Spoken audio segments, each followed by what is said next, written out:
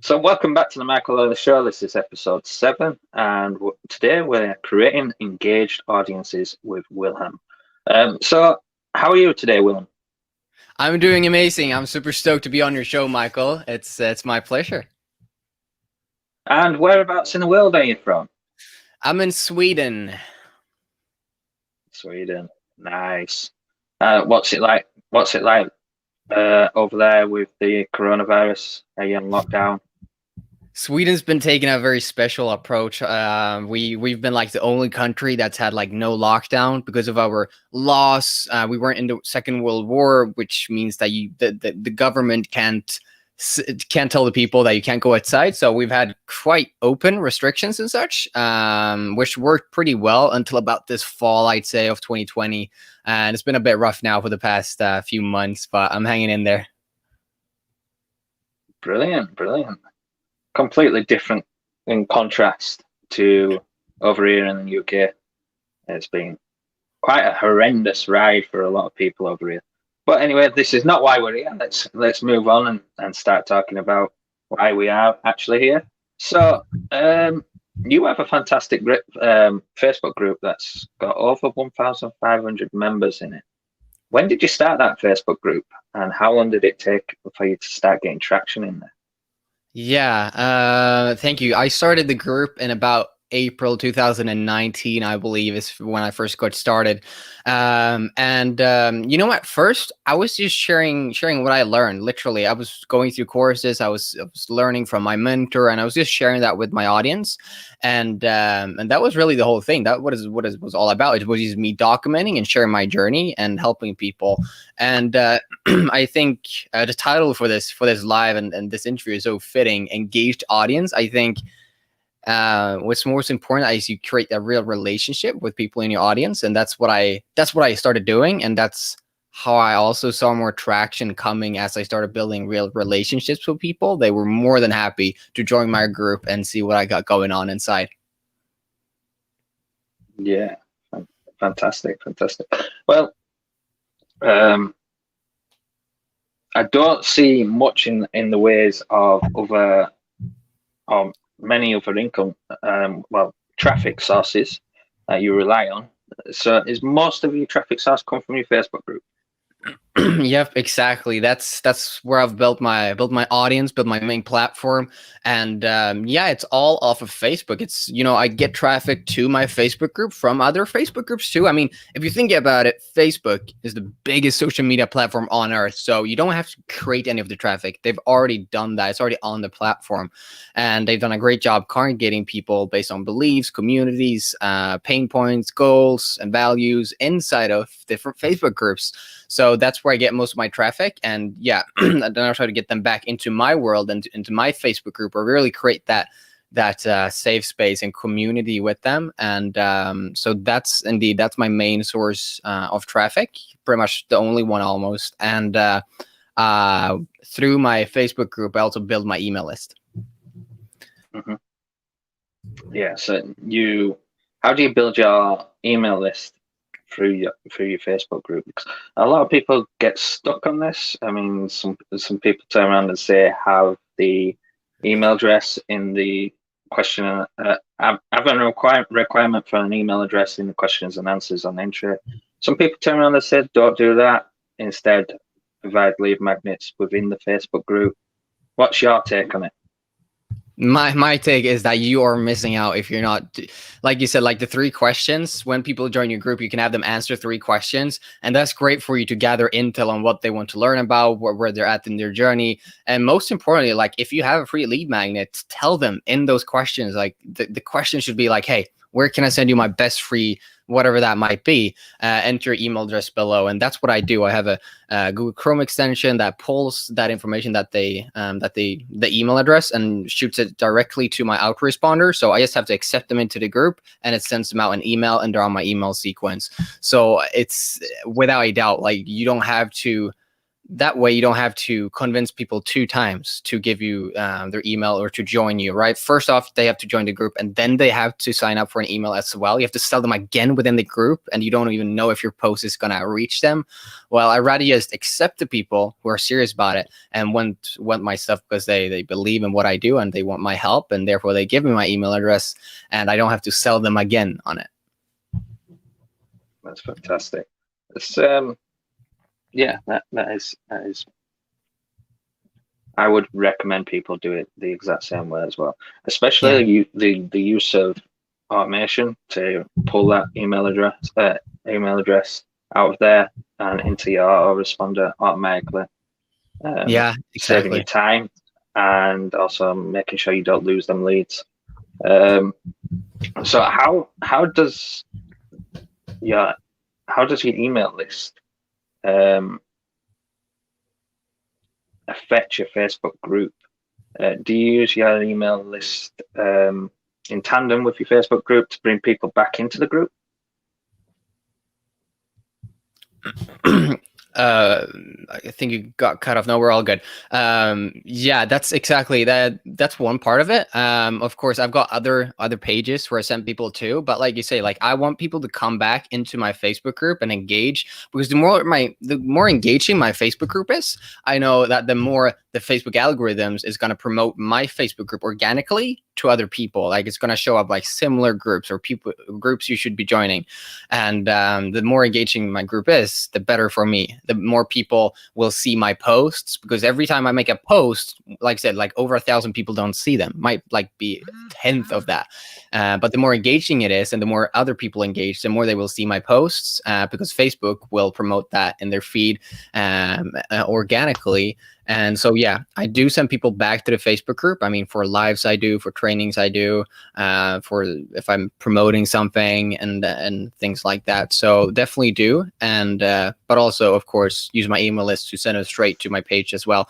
But here's a great tip that I found. Like, if I can send people to my Facebook group instead and like comment on my post, every time someone comments, that post gets more reach and it reaches more people.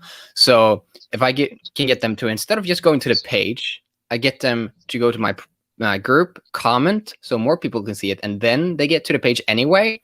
I think that's really double win in a situation like that. So I definitely send people back to my Facebook group and try to get it as much engagement as possible.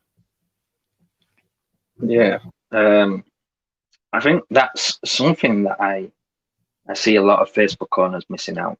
They get people onto the email list, but then they don't keep them engaged in the Facebook group by bringing them back in through the email list. I mean, your email list is your own personal traffic, and it's almost, as long as if you set up the settings and everything right and correctly, you do the steps to authenticate your domain and stuff with your email provider, then chances are that email is getting delivered to them people. As long as if your content's not spammy or anything like that. Yeah. So if you know that something's hitting somebody's, usually their phone these days, usually everybody's got their email on the phone. You know that something's going to hit their phone, and provide a way for them to come back into your world, into the Facebook world, when you're clearly the most active anyway. Why wouldn't you use that as a source to bring people back and keep them in the Facebook group? Yep, exactly. So once am I right in saying that once Facebook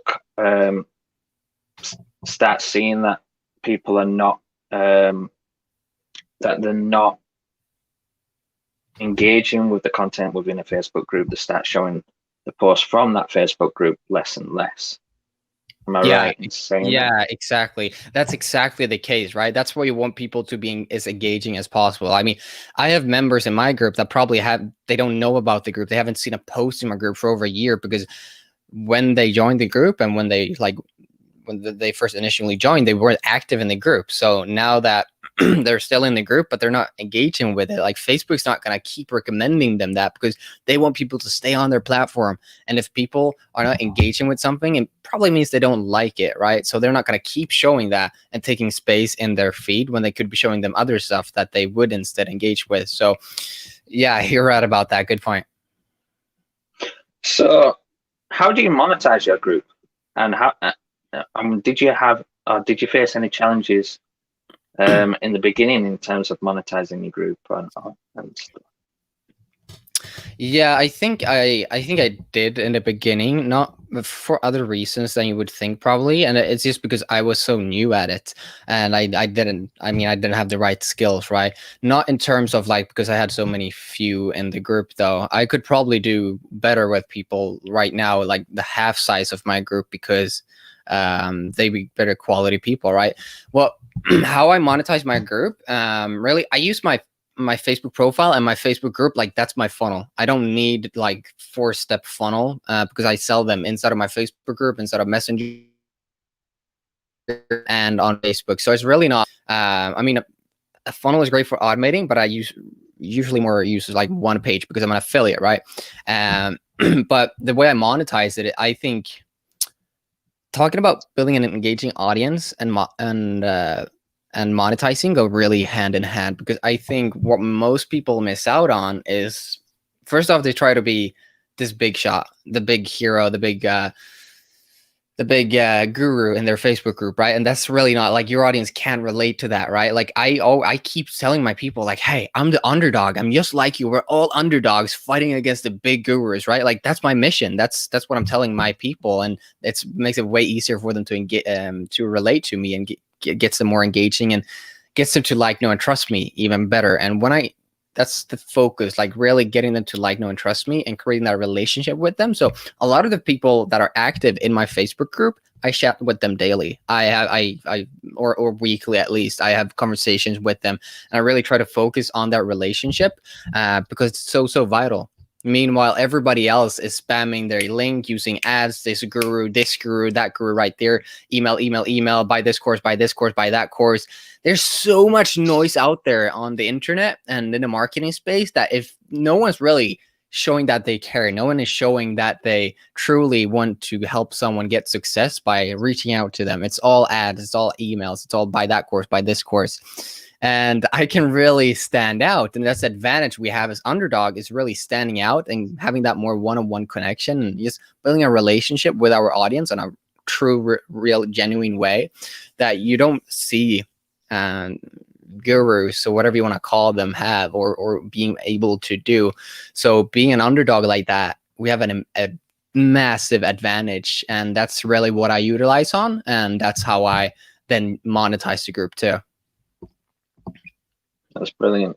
And which monetization methods are you using there? I mean, obviously affiliate marketing is what you do, but which programs are you part of? Are you part of any high ticket programs or anything like that, or are you with more on the lines of how can I put it? Or like low ticket or high ticket? Yeah. Yeah, so I focus in on two main I say one program and one product that I focus on.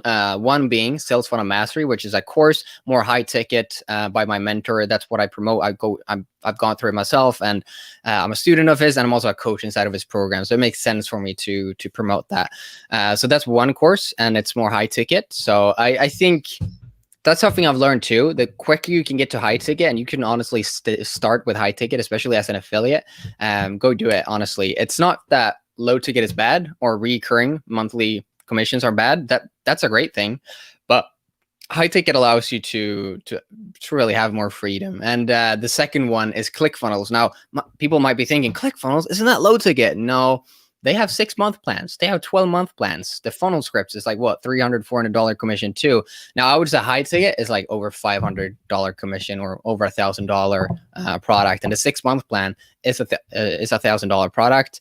They have the annual plan, which is even more. And then, like I said, it's nothing bad with recurring. So if you want to sign up people to paying monthly with a 2-week free trial with ClickFunnels, that's awesome too. That's money in your pocket every single month if you get them to stay. So I focus on ClickFunnels and mostly the 6-month plan and other products that they have or hot promotions that they're doing right now. As we're speaking, they just launched a new One Funnel Away challenge, so promoted that pretty hardly too. And but that's the main two: ClickFunnels affiliate program and another course that's more high ticket. That's brilliant. And just on a side note here with that, the ClickFunnels affiliate programs changed in recent years,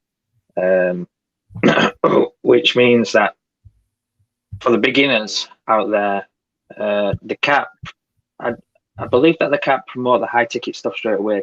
They've got to start with the low entry by the front end offers first. Yeah, that's correct. Exactly. So as you're just starting out, if you sign up to become an affiliate with ClickFunnels, you can only promote the front end offers like the books. So the free books, which is, it's not a whole lot of money in that, but you do get money if someone buys other stuff from ClickFunnels though. Mm-hmm. But what I would focus on, like I said, you can promote the books, but what I focus on is the One Funnel Away challenge, which is $100 and you get 100% commission. So it's a no-brainer to promote that. And then once you've made $1,000 within 30 days, which is only 10 OFAs you need to sell, which is not a lot. If you create a relationship with people and help them out, you will make sure you'll get 10 people pretty easily in a month, honestly. And then you'll get bumped up to that tier 2, which is where you can start promoting the ClickFunnels recurring monthly, like the 2-week free trial and a 6-month plan, and you unlock all the different products. So that's how I would do if I just start out with ClickFunnels, is promoting OFA, make 10 sales within a month, and then I would go to the more high ticket stuff and promote that. So for some people, 10 sales. I'll just have a little drink. Just bear with me. Yeah, for some people, 10 sales in 1 month, even at $100, seems like a stretch. Do you have any tips on how they could achieve that? How they could get started, basically?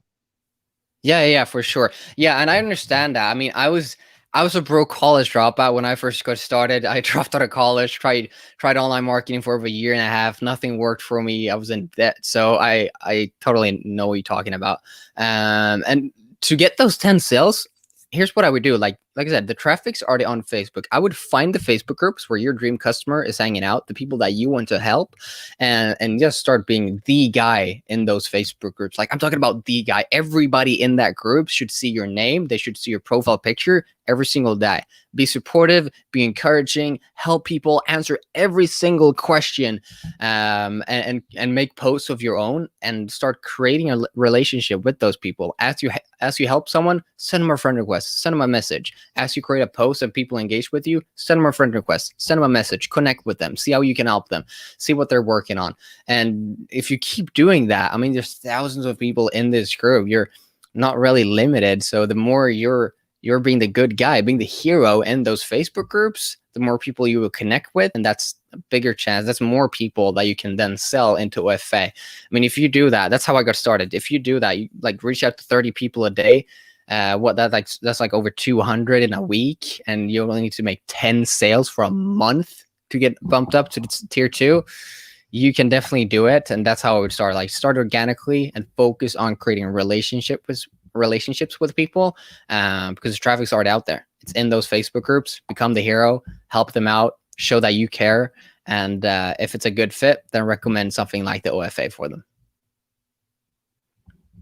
That's perfect. That's perfect. That's exactly how I would suggest people to do it. It's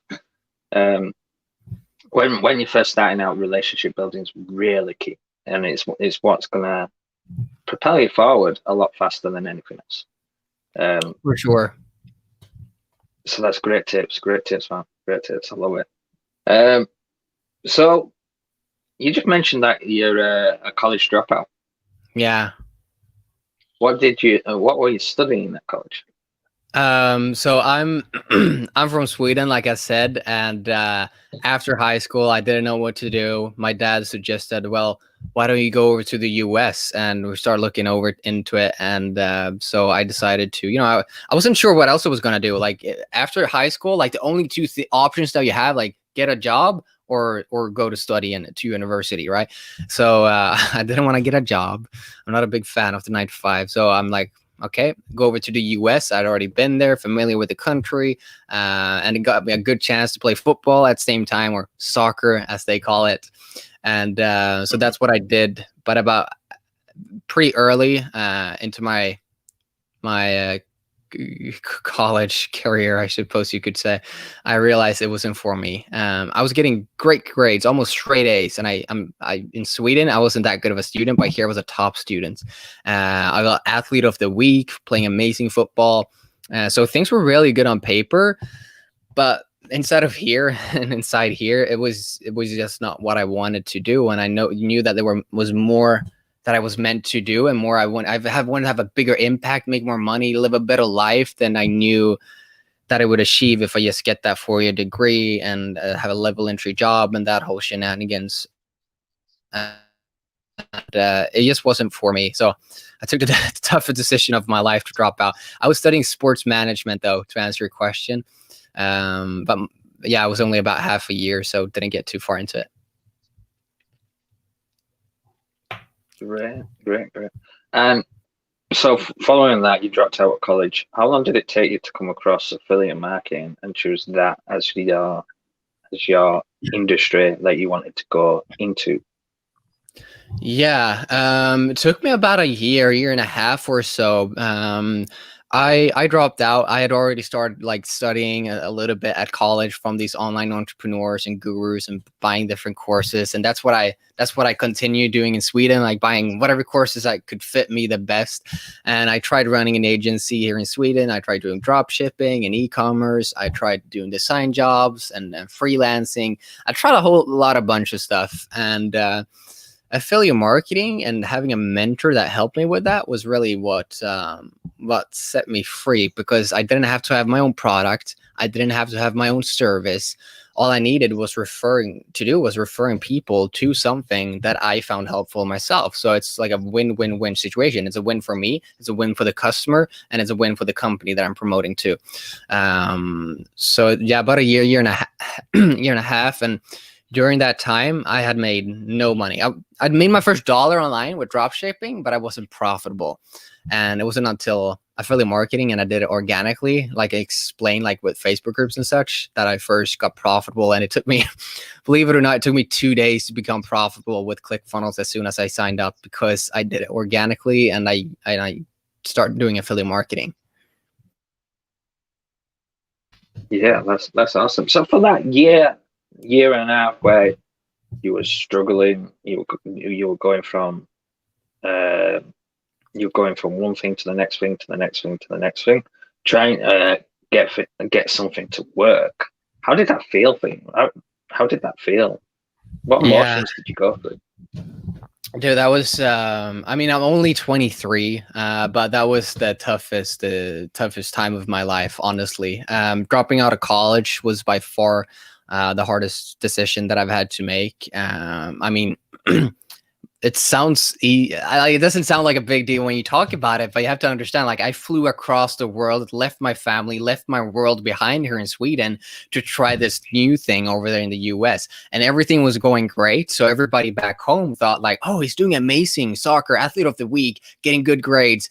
And then to shock everybody pretty much, and I want to say disappoint is what it felt like, that saying, hey, mom, dad, my family, friends, I want to drop out. I don't want to do this anymore.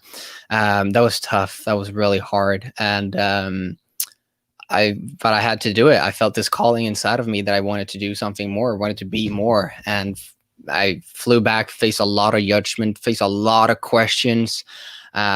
Questions you don't love to have when you've taken a decision like that, because other people, they don't understand it, right? Like, what are you gonna do now? Like, online entrepreneur, like, what even is that? Does that work? That's a scam, right?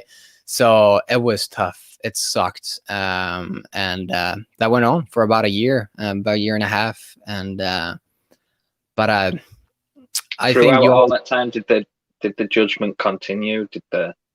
Did the questions continue of why you're doing this yeah, throughout for all that sure. time, or did the start getting more supportive? Or I mean, which no one one was is supportive until you succeed. That's the thing. I mean, sure, you have your friends and family, but online is such a new thing, so they don't really understand it, right? Like I guess I have very supportive parents, but still, it was kind of like, well, maybe you should still get a job, or maybe you should try that at another time, or that kind of stuff. And it's hard. So I think. Other people don't understand it. They don't get it. I don't expect them to. As entrepreneurs, we're special people. We're a special breed. We're, as my shirt says, the 1% crazy, right? And that's why it's so hard when you're going through it alone. But you just gotta stick to it and be your. I think you should be your own biggest inspiration. Like I think, like, who is Wilhelm in 5 years? Who is Wilhelm in 10 years? Like that's the person I want to be. That's who I'm gonna become. And I know if you just stick to it, if I just stick to my calling, stick to what I want to do, then I know I'm going to succeed. And I mean, yes, from going from broke to full-time online is a huge leap. It's a leap that most people don't make online, and it's because I stick with it and I didn't quit. So many people quit so easily, and I mean, easily is not. It's hard, but you can't quit. If you want to succeed, you can't quit. The only way to guarantee your own failure is to quit. Yeah, on to that point. Why do you think that people? Well, why do you think people quit, and why do you think people don't succeed and hit that target of being full-time online?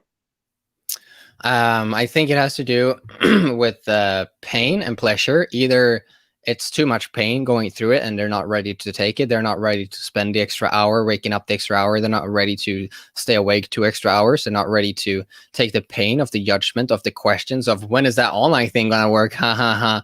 And that kind of thing. And then I think also it's comfort. Like it can be comfortable having a 9 to 5, working, during the week, and then during the weekend you get time off and you get to do whatever you want to, and that can be comfortable.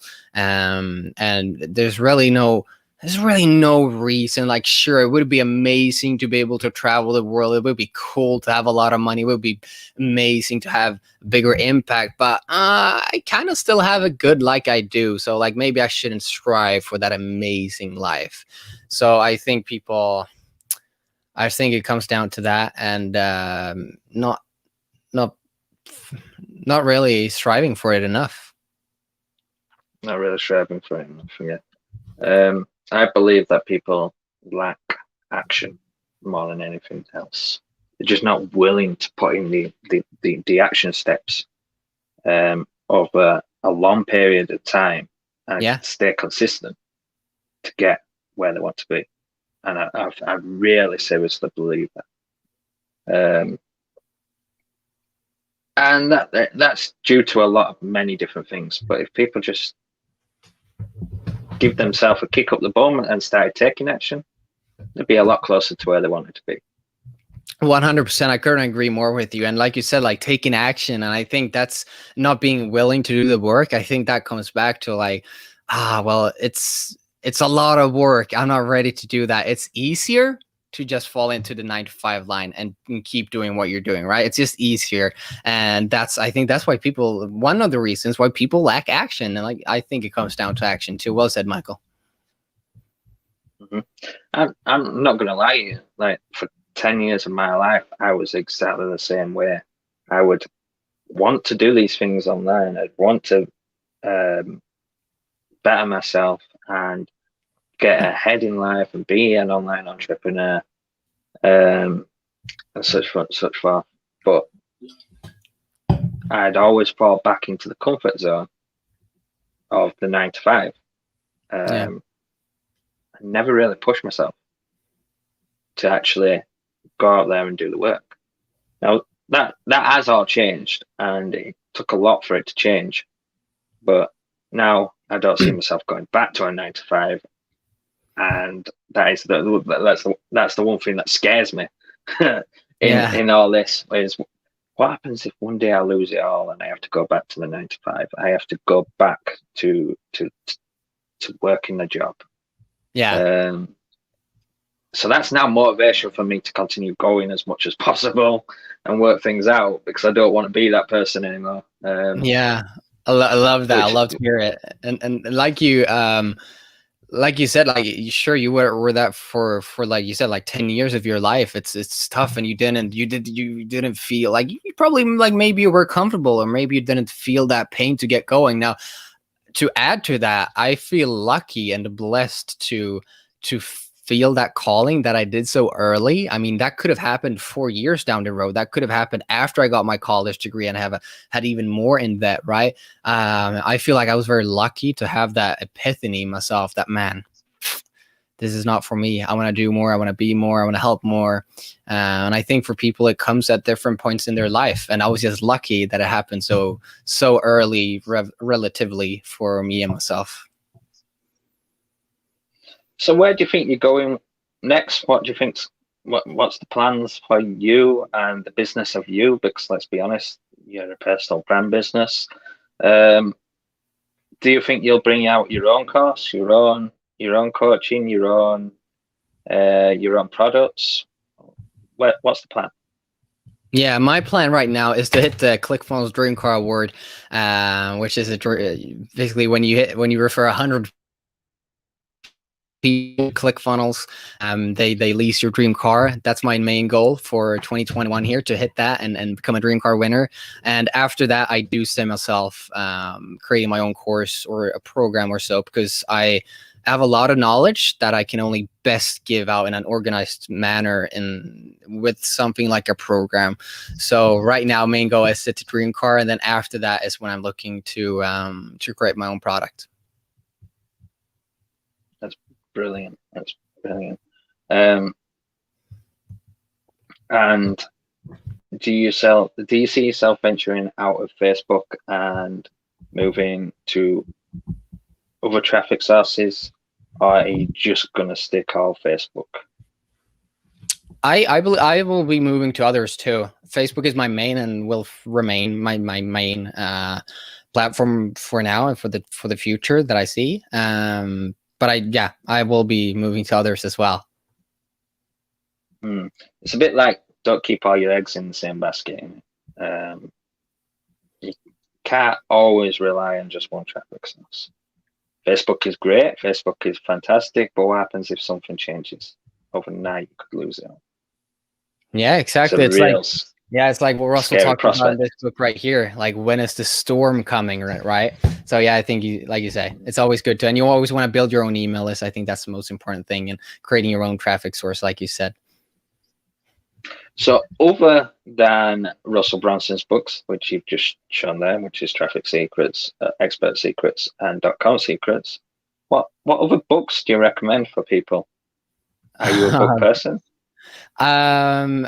I gotta be honest with you. I have quite a few books, but I'm not a book person, so I'm not the most diligent reader.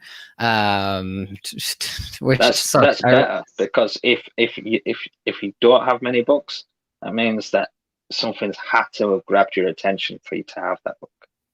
Yeah, for sure. One book I enjoy, and someone who I follow a lot, and I love the movie, is Jordan Belfort. He's the character in the movie, played by Leonardo DiCaprio in Wolf of Wall Street, and he's a master salesman. Now, of course, he's not selling ethically in the movie, but nonetheless, the methods that he uses to sell are brilliant, and today he's changed his life. So you can learn a lot from that man. And he's got a book called The Way of the Wolf, which is a fantastic book. I recommend for anyone who wants to get better at selling. That's brilliant. Thanks for that. One recommendation there. And just quickly, do you use YouTube to help you with your learning, or anything like that? Or do you solely focus? Okay. Yeah, so that's great. I just wanted to say that because as I do see a lot of people say that they regard courses and coaching as this higher platform, which it is. It's certainly a more organized way to to get your information, and it allows you to get a system. What you're buying is a system more than anything with a course or a coach. But YouTube is a very effective learning platform as well. Do you plan on publishing content to YouTube? Do you have a YouTube channel already, or do you not? No, not that I upload on. I don't plan as of right now. I have other plans other than a YouTube channel. And that's no hate against YouTube. I think YouTube is wonderful, and you can learn a lot from it by doing it yourself and creating and have great success with it. Obviously. But yeah, I do enjoy using YouTube for learning and such. There's great free content on YouTube. If you don't believe that, well, then you haven't. Then you don't know what you're talking about. To be honest, there's great content on YouTube. I enjoy, like, when I'm having dinner, when I'm having lunch, just putting something on my iPad and watching on YouTube. I think it's great. So for sure, use YouTube, but not for publishing right now. Not for publishing right now. So are you the shirt, the 2 Comma shirt? Is that part of the 2 Comma club? Are you part of that? It's part of the 2 Comma Club X coaching. So it's a coaching program by Russell Brunson. Yeah, the coaching program. That's what. Yeah, I forgot to add the coaching program on the end. So how's that? That's it. It's really good. I'm learning a ton. He's brilliant. A lot of good marketing and strategies and such. So it's pure. It's really good. One thing, if I can end here and give you guys one tip that I've learned from Russell inside of 2 Comma Club X, is to focus on one thing. He talks about focusing on one funnel. You're only allowed to build up one funnel until you hit the 2 Comma Club, and that's the only funnel you should focus on. I see a lot of people build out a million different courses, funnels, and no, you're really just dividing your own focus. I think Dan Henry, when I was at Funnel Hacking Live, had a great speech about focus. He said, like, if you're focusing 100% on something, you're going to focus on that. Now, if you add something else and to the piece of the pie, now you're focusing 50% on something. Now, if you have 2 funnels, you're focusing 50% on something. Now, if you add 2 more funnels, you're only focusing 25%. And when was the last time you succeeded when you focused 25 or 50% to it, right? You have to be 100% devoted to succeed. And that's why I think you should focus on one main focus, like one main funnel. If it's one main strategy, one main something to focus on, and go get that until you hit your goals, your big goals, and become successful. Great. And then once you do hit your big goals, what do you do from there? Do you add more pieces to the pie, or do you pass that on and automate the process with somebody else? Or what's the strategy once you hit that goal? I mean, depends. I mean, just add another goal, I suppose. But right now, my goal is Dream Car Award, so I don't know what the next step is. You don't have to look. I think a lot of people. You don't have to try to look like 5 steps ahead, and I just try to focus right now on the dream car. That's my main goal. That's what I built my funnel for. So honestly, I'm not the right person to give you that answer, because right now I'm just focusing on my one goal, and once I hit that goal of the dream car, then I'll be focusing on the next thing. But I think it's just one. I'll be focusing on one funnel to sell my course, or whatever that might be. So it's still like just adding one more thing. I think it comes down to like focusing in and not trying to divide your focus. No, that's a brilliant answer. I love that answer. It's a very true answer. Yeah, I've really enjoyed this chat with you. It's been fantastic. It's been great. It's been my pleasure, Michael. Thank you so much for having me. I think it was really good. I think we got a lot of good points across, and that I believe can help a lot of people who are watching. So I want to thank you for being a great host and having me. That's brilliant. So quickly, just before we go, do you want to give us a brief overview of your Facebook group? As you can see there on the screen, I've just dropped a link down. If you visit michaelelisonline.com/go/MVP club, I will send you over to your Facebook group. And do you want to just give them an insight of what they can receive inside that Facebook group? Yeah, thank you so much. That's awesome, Michael. I love it. You've added your own domain to it. That's brilliant. Yeah. So my Facebook group, I focus a lot of on what we've already talked, like building your own audience, focusing on organic traffic and a lot of affiliate marketing. Right now, as of January, as we're recording this, 2021, I'm focusing a lot of the One Funnel Away challenge and helping people go through that, save time, doing recaps and stuff like that. But mainly the focus is affiliate marketing. Do it organically, offer creation, building your audience. Is what I focus on and what you can expect from the Facebook group. Thank you so much, Michael. So yeah, guys, if you head over to michaelelisonline.com/go/MVP club, and that will send you straight over to the Facebook group where you can click join. Make sure you answer the questions. The questions will give the answers will give a great insight, and also, you'll get his free lead magnet. What is your lead magnet? Great. Yeah, exactly. Answer the 3 questions or I won't even accept you. That's the hard truth. Yeah, my lead magnet right now. It's a resource with some action steps and some of the best training that I have inside of the Facebook group to get you started and help you out the best way. So I send that over as soon as you as you join the group. Oh, that's amazing. That's awesome. So it's like a roadmap to your Facebook group. Yep, exactly. Steps that's designed to help you get started. That's brilliant. That's awesome.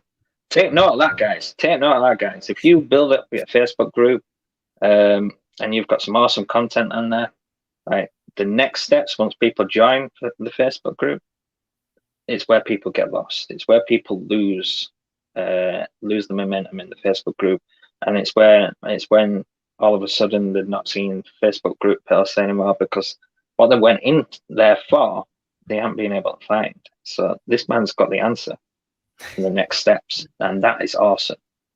That is awesome. Great little piece of nugget there. Thank you so much, Michael.